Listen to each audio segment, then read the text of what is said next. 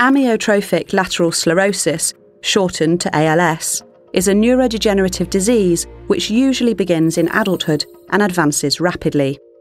It's characterised by the deterioration and loss of both upper and lower motor neurons. As the motor neurons stop sending signals, the muscles weaken, leading to paralysis. When the muscles in the diaphragm are paralysed, this can be fatal. There is no known cure for ALS.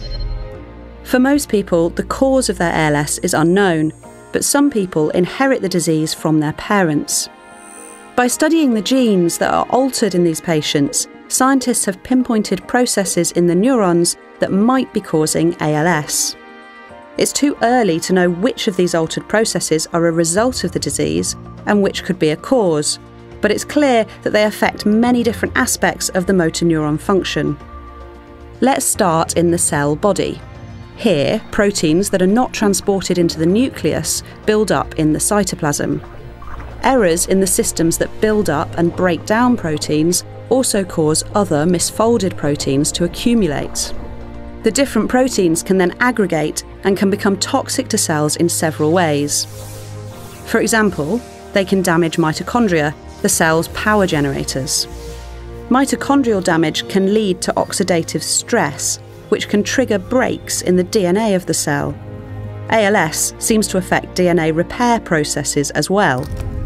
When DNA breaks are poorly repaired, it ultimately contributes to the death of the neuron.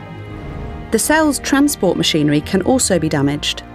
For example, ALS-affected neurons often have problems transporting RNA, proteins, and vesicles, both in the cytoplasm and along the neuron's axon. These vesicles contain important cell signalling molecules called neurotransmitters. If these can't be moved along the axon or released, the neuron can't send messages to its target cells. Damage to the cytoskeleton can also cause the axon to retract. If this happens, the axon can no longer connect to the muscle nearby and can no longer signal the muscle to contract. Other cell types can also be involved in ALS. Oligodendrocytes, which electrically insulate the axon and provide support to the motor neuron, don't work in people with ALS. Reduced uptake of neurotransmitters by astrocytes can lead to overactivation of the receptors at the synapse and death of the neuron. Finally, astrocytes and microglia can produce factors that protect or damage motor neurons. Neuronal death occurs when excessive damaging factors are produced. Further research is needed to find out which of these many processes cause the motor neuron degeneration seen in ALS patients.